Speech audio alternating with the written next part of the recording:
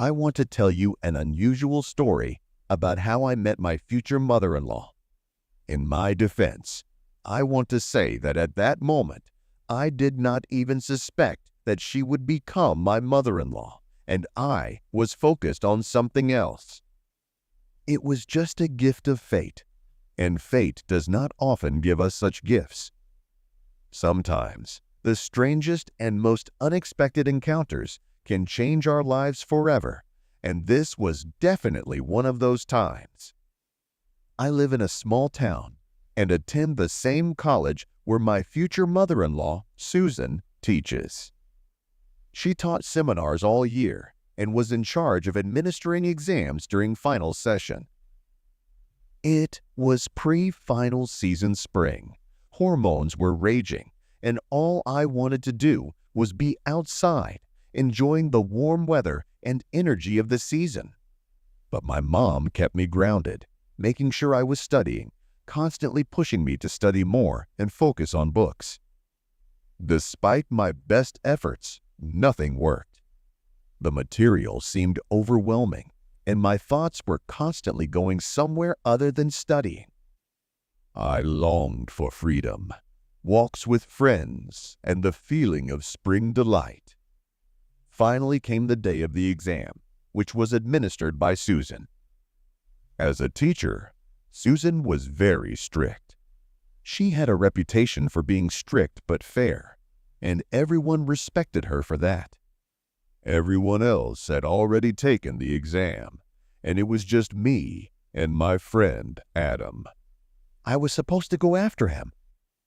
I didn't quite understand what Susan had asked Adam to do or what kind of deal they had made, but somehow he managed to get through.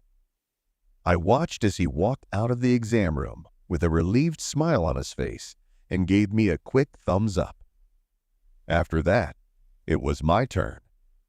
I was nervous, knowing how strict Susan could be, and tried my best to answer her questions. In the end, I passed, but not for free. I had to repay Susan by fixing a shelf in her bathroom and a door in the kitchen. She said it in a casual way, but I knew there was an unspoken understanding between us. So we went to her house. On the way, she stopped by the store and bought 2 bottles of wine, saying she needed them to restore her nerves after a long day of exams. I found this amusing and a little intriguing. As soon as we got to her place, I fixed everything in half an hour without even thinking about it. I always found her attractive, and I often heard other guys in college talking about how they wouldn't mind getting close to her to get a passing grade. She had a confidence and presence about her that made her stand out, and she was hard to miss. Having a glass of wine in a relaxed environment made me more bold and felt freer. The wine clearly had an effect on her as well, judging by her ruddy cheeks and the way she smiled at me. I couldn't take my eyes off her, and our conversation became more and more intimate, even touching on the subject of relationships. Susan asked me if I had a girlfriend, and her eyes lingered on mine in a way that made my heart race. We danced and kissed and lost ourselves in a haze of passion. The feeling was surreal, like we were the only 2 people in the world at that moment. When I left, we agreed to meet up in 2 days. Those 2 days flew by, and before I knew it, I was standing at her door, finishing my cigarette. My hands were shaking slightly from excitement and nervousness. At that moment, a beautiful girl with a large and heavy bag approached us. She had long, wavy hair and bright eyes that immediately caught my attention. I was instantly smitten. It was like love at first sight. I offered to help her with her bag, and she agreed, smiling warmly at me. I carried it to the door of Susan's apartment, and only then did I learn that the girl was her daughter. When Susan opened the door, the situation couldn't have been more awkward. She quickly introduced me as a student who had come to drop something off. She then turned to her daughter. "Megan, why aren't you at your father's house?" she asked. Megan explained that her father was away on a business trip and she didn't want to be alone with his wife. As I listened to her, I realized how much I liked her. I was head over heels in love with her. There was something about her energy, warmth, and the way she looked at me that made my heart race. I knew I had to see her again.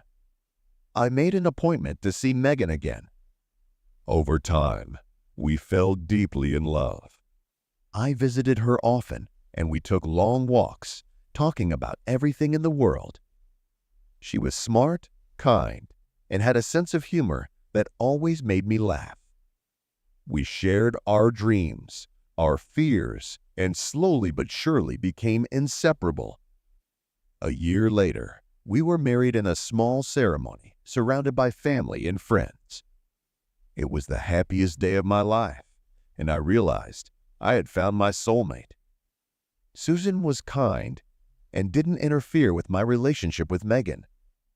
She was genuinely happy for us, and everything that happened between Susan and I, we both chose to forget. We never spoke of it again.